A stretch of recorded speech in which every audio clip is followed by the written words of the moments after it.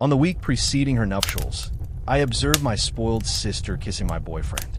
She informed her fiancé, believing he brushed it off, yet he surprised everyone at the wedding.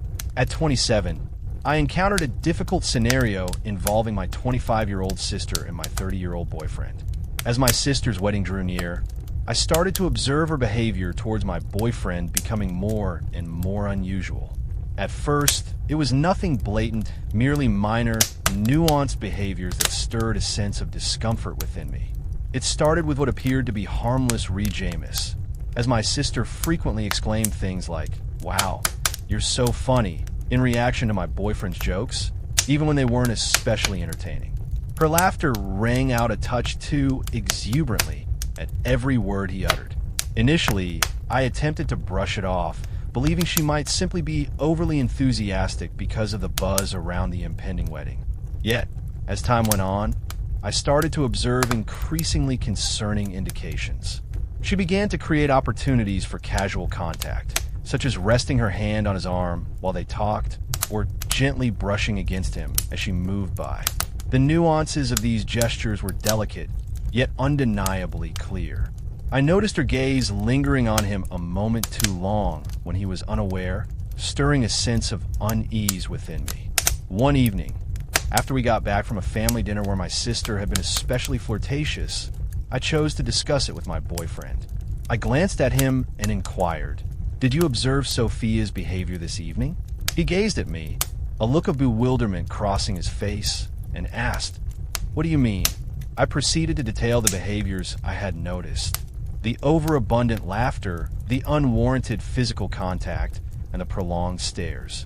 He listened intently, but after a brief pause, he merely shrugged and rejamed, "I believe you're overanalyzing it. She's likely just thrilled about the wedding. It poses no threat." Even with his comforting words, an unsettling sense lingered within me, suggesting that all was not as it seemed.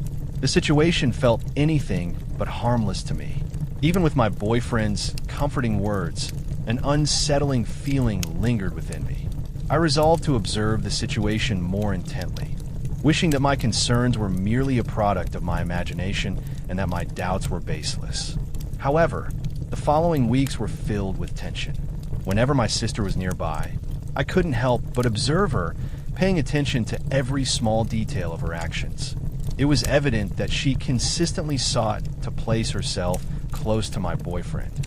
She frequently positioned herself beside him whenever the opportunity arose, and it appeared she had an infinite supply of reasons to seek his assistance with wedding-related tasks, even in my presence. It was a day when the whole family gathered at my parents' house for a delightful barbecue. At one moment, I stepped inside to use the restroom, and upon my return, I encountered something that caused my heart to plummet. In a quiet corner of the yard, my sister and my boyfriend were engaged in conversation, standing unusually close to each other. My sister's laughter at his words sent a ripple of discomfort through me, stirring a sense of unease in my gut. As soon as they caught sight of me, they swiftly distanced themselves, and my sister strolled off as though the incident had never occurred.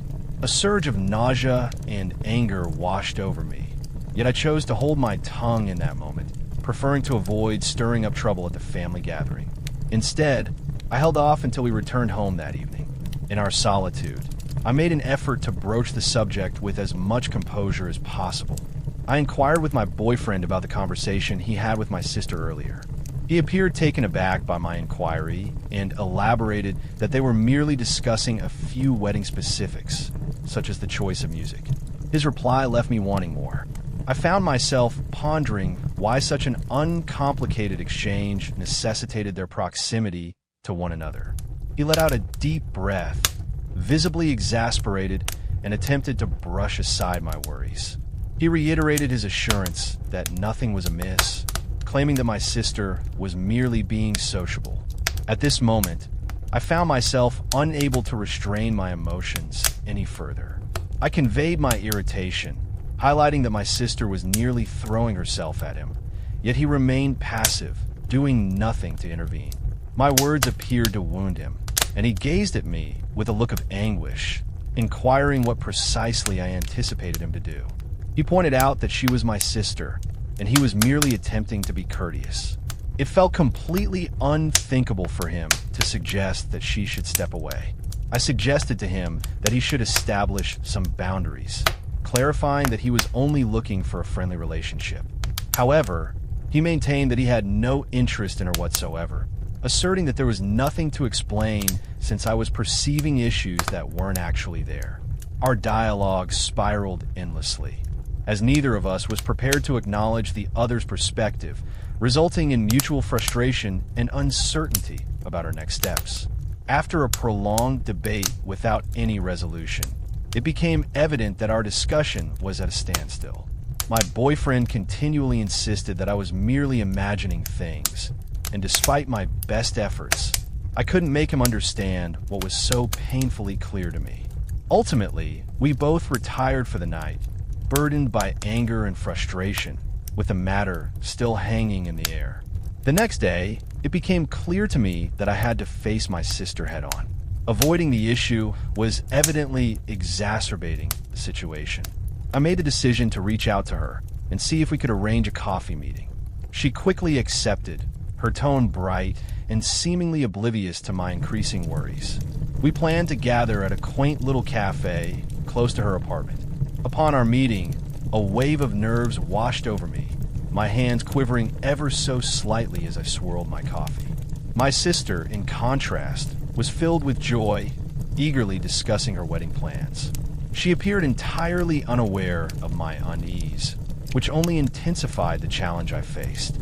After a few minutes of absorbing her words, I understood I could no longer keep it to myself. I cut her off mid-sentence, my tone revealing the gravity of my impending words. I informed her that we had a significant matter to address. My sister, taken aback by the abrupt change in atmosphere, gazed at me in astonishment and inquired what was the matter. With a calming inhale, I started to articulate my thoughts. I expressed to her that I had observed her behavior around Ethan, my boyfriend, and that it was causing me discomfort. I brought up the flirting, the casual touches, and the lingering looks, elements that had been weighing on my mind for quite a while. I stressed that her behavior had to come to an end. As I spoke, I observed her expression shift through a spectrum of feelings. Initially, there was astonishment, followed by bewilderment, and ultimately, fury. She insisted on understanding what I meant, passionately refuting any suggestion that she had been flirting with Ethan in the slightest. I stood my ground, asserting that she had indeed been doing just that, whether she was aware of it or not. I conveyed that her behavior was not just unsuitable, but it was also leading to significant emotional turmoil for me. Her laughter echoed, yet it lacked authenticity. She insisted I was being absurd, brushing off my worries by claiming that Ethan was almost like family and that her behavior was merely friendly. Yet, her words barely alleviated the strain between us, and I sensed that this discussion had touched a sensitive spot. As I sat there, it became evident that this was not going to be a straightforward matter to address, and the divide between us was likely only going to widen. I finally let my feelings spill out, highlighting that it was about more than mere friendliness. I pointed out that she was always making excuses to be close to my boyfriend, to touch him, and to laugh at all his jokes, even the ones that weren't especially amusing. It was evident to me what she was up to, and it was causing me to feel more and more uneasy. As I spoke, I noticed her expression shift, her face flushing with a mix of fury and incredulity. Her surprise was evident in the wake of my accusations, particularly given their timing just before her wedding. Her reply was cutting, challenging my self-assurance and implying that I must harbor significant insecurities to make such an accusation against her. Her words pierced through me, yet I understood the necessity of holding my position. I attempted to convey that my worries were not rooted in insecurity, but instead centered around the importance of respect. I expressed to her that she was overstepping boundaries that should remain intact and that her actions required an immediate halt. In an abrupt motion, she rose, the chair's harsh scrape against the floor jamesing the definitive close of our dialogue. She asserted that she would not remain there to hear what she deemed to be paranoid and absurd accusations. She stated unequivocally that if I couldn't place my trust in my own sister, then that was an issue I needed to address, not hers. With that, she burst out of the cafe, leaving me to grapple with a whirlwind of feelings. I experienced a deep sense of unease and started to doubt my own worth. Did I perhaps react too strongly? Was I truly just being overly cautious? Upon my arrival home, my boyfriend instantly sensed that something was amiss. He inquired about the events that had transpired, and I detailed the dialogue I had recently shared with my sister. As I conveyed the particulars, I noticed the worry deepening on his expression. Upon completing my task, he exhaled deeply and expressed his belief that I had erred significantly. He felt a sense of unease about Sophia, fearing that she might be profoundly affected, particularly with her wedding approaching swiftly. With a sense of defensiveness, I inquired whether he was aligning himself with her. He promptly assured me that he wasn't favoring one side, yet he voiced his skepticism about Sophia's supposed flirting with him. Even if she had been, which he found improbable, he thought that addressing her so directly was not the most effective way to manage the situation. His words deepened my inner turmoil, casting doubt on whether my actions had been justified. With tears brimming in my eyes, I found myself questioning, what was I meant to do? Simply overlook it? The irritation and pain were evident in my tone. Feeling my turmoil, my boyfriend approached and softly enveloped me in his embrace. He proposed that I might have managed the situation in another way, suggesting that I could have communicated with him beforehand or approached Sophia in a manner that was less aggressive. He voiced his worries that, given how events had transpired, Sophia might be feeling hurt by both of us, and that this could potentially overshadow her forthcoming wedding, creating an atmosphere of profound discomfort. Overcome by emotions, I stepped back from his hold and confronted him with my doubts. It seems that I am to blame for this situation. I sought to grasp whether he genuinely thought I was at fault for what had transpired. He let out a heavy sigh, visibly grappling with his choice of words, and clarified that he hadn't intended to put all the blame on me. Nonetheless, he believed that I may have responded too strongly, allowing my feelings to take control. Our debate lingered on for some time. It became clear that a resolution was beyond our grasp. A distinct gap existed between our viewpoints, and it appeared that neither of us was inclined to genuinely grasp the other's perspective. Ultimately, he chose to retire for the night, leaving me to grapple with my tumultuous thoughts and uncertainties. The subsequent days were steeped in unease. My sister had completely ceased communication with me, leaving a heart-wrenching gap in our relationship. My parents, observing Sophia's turmoil, reached out to me, eager to understand the cause of her distress. I attempted to clarify the situation for them, yet their reactions indicated that they also thought I had exaggerated my response. As the wedding day approached, I felt a growing sense of uncertainty about my next steps. I was meant to be a bridesmaid, a significant role that now seemed more like a weight to carry. I found myself uncertain about whether Sophia still wished for my presence on her special day. My boyfriend, however, received an invitation, and he proposed that we both go to demonstrate that everything was amicable. Yet, the idea of being present, witnessing my sister make her way down the aisle, all the while aware of her anger and pain, left me feeling utterly nauseated. The whole scenario had turned into a complex web, and I was at a loss for how to unravel it without inflicting further hurt. I attempted to call Sophia multiple times, yet she did not pick up. She never responded to my voicemails where I expressed my apologies and emphasized that we should have had a conversation. I went to her flat, but she shut the door on me. As the wedding day approached, my anxiety intensified. Even though I had my doubts, my partner persistently encouraged me to release my worries, assuring me that all would eventually settle down. In a dream, I arrived at the wedding and all eyes were on me, with whispers and pointed fingers filling the air. I awoke, trembling from the chill. Revision. After my encounter with Sophia, the situation worsened. Upon sharing my accusations with our mother, she erupted in anger. She called me, her voice raised in frustration, expressing disbelief that I could be so self-centered and anxious just before Sophia's wedding. She exclaimed, How could you possibly accuse your own sister of something like that? She remained unyielding as I attempted to share my viewpoint. She suggested that I address this issue immediately and apologize to Sophia. The pressure on our family was unbearable. Sophia continues to steer clear of conversations with me. And at this moment, my parents are also feeling hurt. Ethan, my partner, continued to insist that I was overreacting, which only deepened my feelings of sadness and frustration. I went to my parents' house to attempt to resolve some issues 1 week prior to the wedding. As I approached the front door, I caught the faint murmur of voices drifting from the side of the house. Curious, I wandered into the garden and paused in wonder at the sight before me. Sophia and Ethan found themselves partially hidden behind a large plant. Embraced in a fervent hold, their lips met with intensity. Sophia's legs encircled Ethan's waist, his hand resting beneath her top. They were so engrossed in each other that they didn't even notice me standing there. I felt as though I had received a gut-wrenching blow. All the breath escaped from my lungs, and for a moment, I found myself frozen, unable to speak or stir. As the truth of what I was observing started to settle in, a fierce tide of rage and treachery washed over me. My feelings surged within me, and I couldn't help but shout, "What on earth is this?" My voice quivered, heavy with the depth of my emotions. Their response was instantaneous.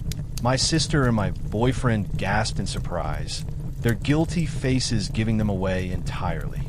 Sophia's complexion faded, a ghostly pallor washing over her as the weight of her predicament sank in. Meanwhile, Ethan struggled to articulate his thoughts, stumbling over his words, insisting it's not what it looks like.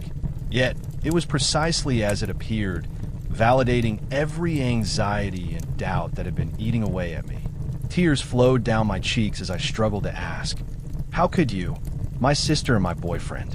The anguish in my voice was undeniable.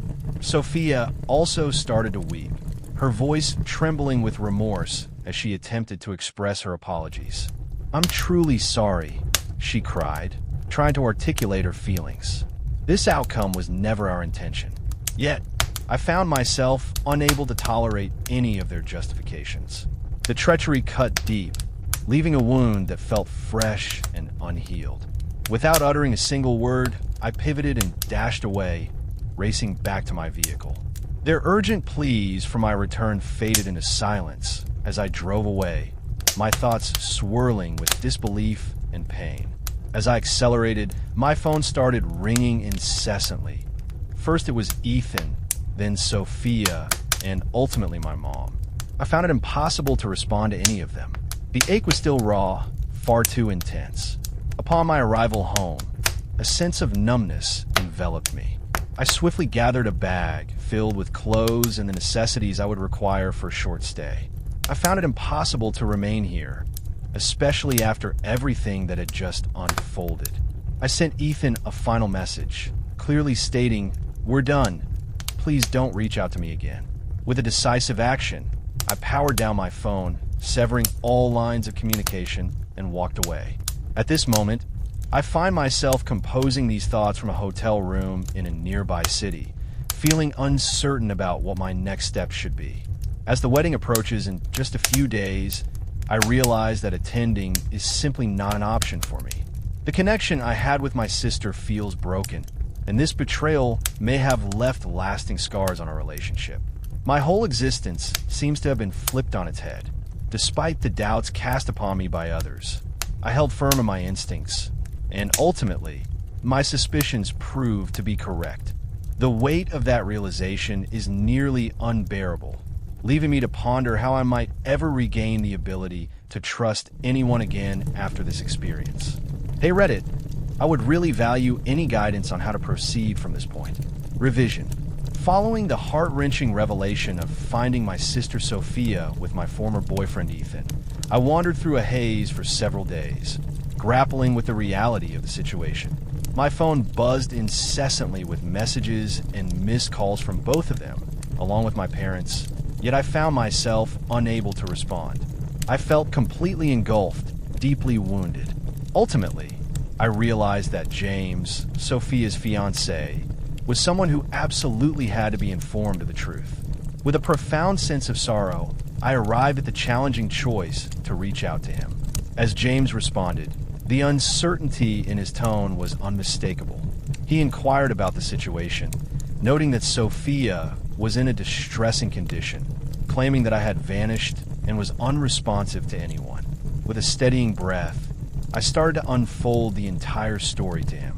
I recounted the doubts that had first crossed my mind, how everyone, even Ethan and Sophia, had dismissed my worries, and then I painted a vivid picture of the scene I had observed in my parents' garden. James sat in silence, allowing my words to flow uninterrupted, occasionally offering a soft sound to signal his presence, fully engaged in what I was sharing. Upon completing my thoughts, an extended, weighty silence lingered on the other end of the line. In a calm and deliberate tone, James expressed his gratitude for my honesty, mentioning that he required some time to reflect on this information. With that, he concluded the conversation. Afterward, I found myself sitting there, gazing vacantly at my phone, contemplating what James might do now that the truth was revealed.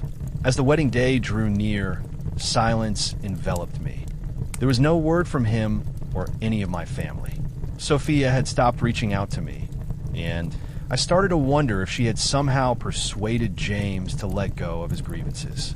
The idea that she could potentially evade the repercussions of her choices, that she might proceed to enjoy her dream wedding while my existence lay in ruins, filled me with a deep sense of nausea. I came to the conclusion that attending the wedding was simply not an option for me. The thought of seeing Sophia glide down the aisle, fully aware of her past actions, was overwhelming. Instead, I chose to embrace solitude that day, concentrating on the journey of reconstructing my existence after experiencing such deep treachery. As the wedding festivities unfolded that evening, an unexpected call from my cousin, Olivia, interrupted the joyous atmosphere. Her voice was laced with an undeniable thrill and a sense of urgency as she whispered, "Oh my God, you won't believe what just happened." Perplexed yet fascinated, I inquired about her meaning. With unwavering determination, Olivia plunged into her narrative, detailing the occurrences that had transpired. She described how everything appeared to be perfectly ordinary at the beginning.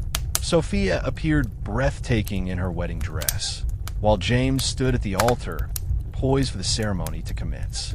As the moment for the vows approached, James surprisingly took a step forward, declaring that he had something to share. My heart quickened as I absorbed Olivia's vivid portrayal of the scene. James, before the gathered crowd, announced that he was unable to proceed with the wedding. He informed the guests that he could not wed someone who had betrayed her own sister and shattered her life by becoming involved with her boyfriend. Olivia pressed on, detailing how Sophia had gone utterly white at James's rejamus. To everyone's astonishment, James faced my parents and offered an apology, revealing that they deserved to understand the true reason behind my withdrawal from the family. Olivia continued, revealing that Sophia had begun to weep. My parents were left astonished and confused, while the guests began to murmur amongst themselves, trying to unravel the situation. James stepped out of the church, leaving Sophia weeping in solitude at the altar. It felt as if it were pulled straight from a film, Olivia said, her voice laced with lingering astonishment. There's a palpable sense of disbelief among all.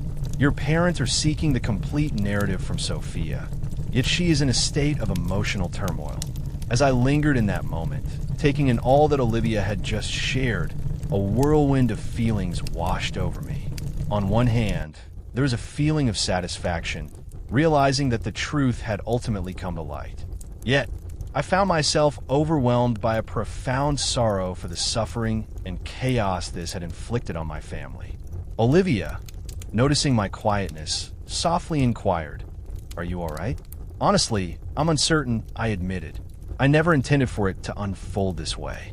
Following a bit more dialogue with Olivia, I ended the call and sat in quiet contemplation, trying to untangle my thoughts. Yet, one must ponder the price paid for the revelation of truth. My bond with Sophia shattered, my connection with Ethan dissolved, and now my entire family was in turmoil. I realized that even though the truth was now evident, it did not immediately resolve all issues.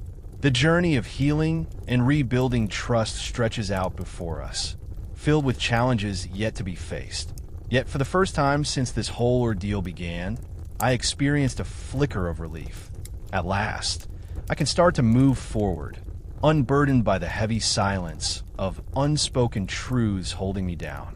As for what comes next, I find myself uncertain.